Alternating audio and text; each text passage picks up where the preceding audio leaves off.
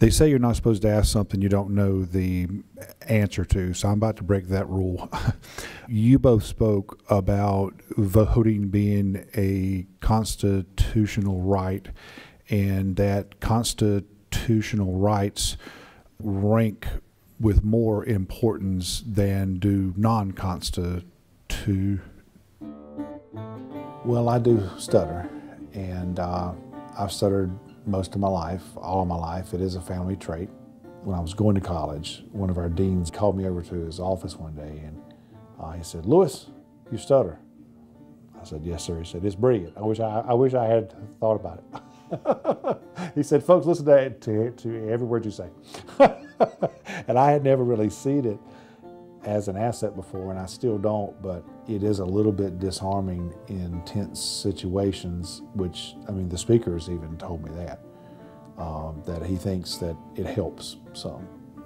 I think he was trying to task me with what's often a very hard job. We have watched over the past 10 years, largely, where changes have been made to the election systems that we think have weakened the integrity. We think it was done in large part intentionally. This is not new. Same-day voter registration, when it was first debated sometime around 2005, the Republicans argued that it wouldn't give county boards the chance to verify that people were who they say they were.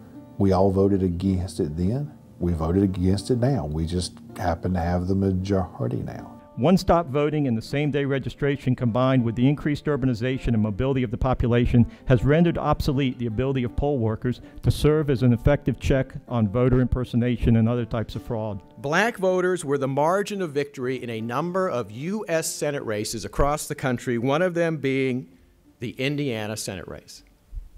So again, the idea this is somehow going to keep people out of the polls is just simply not true. When you have a requirement that requires underlying documentation and you do not have access to that underlying documentation, you either cannot afford the documentation, you cannot travel to a location to obtain the documentation. The fact is that people who are severely impoverished, people who are who have restrictions on movement, all run into very specific problems with being able to access voter identification. The U.S. Department of Justice instituted a huge crackdown on voter fraud from 2002 to 2007, a 5-year period with the full resources of the federal government. They didn't turn up these mythical, massive schemes for in-person voter fraud. This is one of the things the opponents always say, well, prove there's fraud, and it's very difficult. One of the things we did at Civitas is we asked the state board for a list of voter problems that had taken place in various counties. And we found out that the state board does not collect problems from counties. And if you go back and check on every allegation that someone has voted for somebody else, it will be dismissed as administrative error. Never, so that's why there are no documentable voter fraud. A conservative would say, show me the problem that you want to fix. Document it before you spend my money. If we said that environment was being poisoned by some factor, you would want us to document that. If you say the political system is being poisoned by some political factor, document it, show us. To say that it's too difficult is a cop-out. According to the North Carolina Board of Elections, more than 21 million votes have been cast in North Carolina over the past 12 years. During that time, only one case of voter impersonation occurred, and certainly that is one case too many. But fortunately, North Carolina's systems identified the problem, referred the problem to appropriate law enforcement agencies, and took appropriate action. There is no evidence of coordinated and systemic voter fraud that threatens Americans' elections anywhere in this country, and certainly there is no evidence here in North Carolina. This is a state grand jury report from the city of New York, and it details, in fact, a 14-year successful voter fraud conspiracy in Kings County.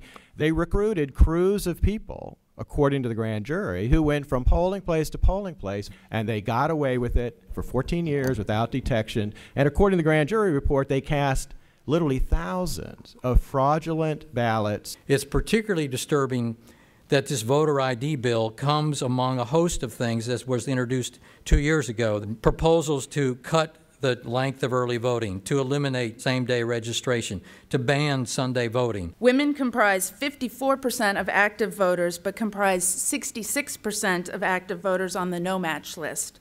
African Americans comprise 22% of active registered voters, but comprise 31 of the active voters on the no-match list. Seniors comprise 18% of active registered voters, but 26% of active voters on the no-match list. Dorothy Cooper is a woman who was in her 90s, had spent 30 years cleaning the state offices. Ms. Cooper, when it came time to vote, went to her polling location where she had been voting in Tennessee. Tennessee had her signature on file. She had been voting in Tennessee since she had been able to vote. Ms. Cooper brought with her, in concerns about being able to be identified, her birth certificate, her voter registration card, her lease, her rent statement, and a utility bill. She was turned away and unable to vote because she could not produce a type of photo identification card. And that is actually a very serious problem with these laws. They result in some perverse exclusions where any reasonable person could see. A woman named Lena Gao was on the list because her driver's license still had her maiden name on it, even though her voter registration had been updated. A man named Kurt Gardner was on the list because his last name was misspelled in his voter registration file. Both of these individuals have photo ID, but the names on their photo IDs don't match the names on the voter rolls. Because the North Carolina state constitution offers more rigorous protections for voters than does even the federal constitution, the state must offer more than anecdotes and hysteria in order to justify a law that would restrict the right to vote.